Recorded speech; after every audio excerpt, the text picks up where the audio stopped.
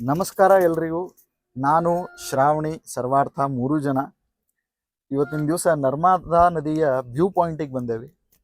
So ನೀವು ಇಲ್ಲಿ ನೋಡ್ಬೋದು ಈ ವ್ಯೂ ಅನ್ನು. ಬಹುಶಃ ಈ ಸುಂದರವಾಗಿರ್ತಕ್ಕಂತಹ ಒಂದು ವ್ಯೂ ಇಲ್ಲೇ ಹಿಂದ್ಗಡೆನ ಸರ್ದಾರ್ ವಲ್ಲಭಭಾಯ್ ಪಟೇಲರ ಸ್ಟ್ಯಾಚ್ಯೂ ಆಫ್ ಯೂನಿಟಿ ಕೂಡ ಇದೆ. ಇದನ್ನ ನಾವು ಏನು ಹಿಂಗೆ ನೋಡ್ಲಿಕ್ಕತ್ತೇವಿ. ಹಾಂ, ಕಾಣ್ತದೆ.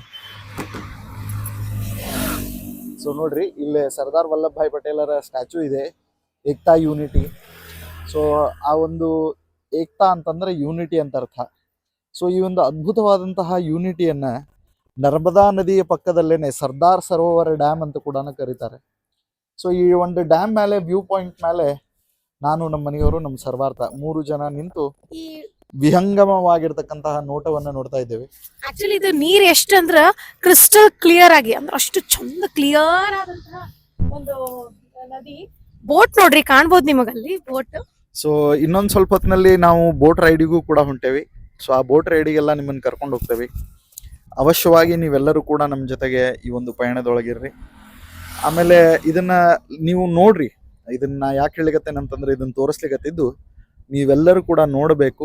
ಇಲ್ಲಿ ಬರ್ರಿ, ಭಾರತದ ಭವ್ಯತೆಯನ್ನ ನೋಡ್ರಿ. ಈ ಎಲ್ಲ ನದಿಗಳೇ ನಮ್ಮ ಸಂಪತ್ತು, ನಮ್ಮ ದೇಶದ ನಿಜವಾದಂತಹ ಸಂಪತ್ತು ಈ ನದಿಗಳೇ. ಸೊ ಹೀಗಾಗಿ ಇಂತಹ ಪ್ರಕೃತಿಯಿಂದ ಕೂಡಿದಂತಹ ನಾವೆಲ್ಲರೂ ಕೂಡ ಬಹಳ ಪುಣ್ಯವಂತರು. ಸೊ ನೀವು ಅಲ್ಲಿ ಬೋಟ್ಗಳನ್ನು ನೋಡಬಹುದು. ಸೊ ಈ ಒಂದು ಸುಂದರವಾದಂತಹ ಜರ್ನಿ ಮಾಡ್ಲಿಕ್ಕೆ ಕರ್ಕೊಂಡು ಹೋಗ್ತಾರೆ ಬೋಟ್ನೊಳಗ. ಸೊ ಅದಕ್ಕೆ ನಾವು ಕೂಡ ಬಂದ್ರ ಒಂಥರ ಫುಲ್ ಪ್ಯಾಕೇಜ್ ಇದ್ದಂಗ. ನೀವು ಸ್ಟ್ಯಾಚ್ಯೂ ಆಫ್ ಯೂನಿಟಿ ನೋಡ್ತೀರಿ, ಆಮೇಲೆ ಜಂಗಲ್ ಸಫಾರಿ ಮಾಡ್ತೀರಿ, ರಿವರ್ ರಾಫ್ಟಿಂಗ್ ಮಾಡ್ತೀರಿ, ಆಮೇಲೆ ಆರೋಗ್ಯದ ಒಂದು ಪಾರ್ಕ್ ಅದ, ಧಾಮ್ ಅಂತ ಹೇಳಿ ಅಲ್ಲೋ ಹೋಗ್ತೀರಿ, ಬಟರ್ಫ್ಲೈ ಪಾರ್ಕ್ ಅದ.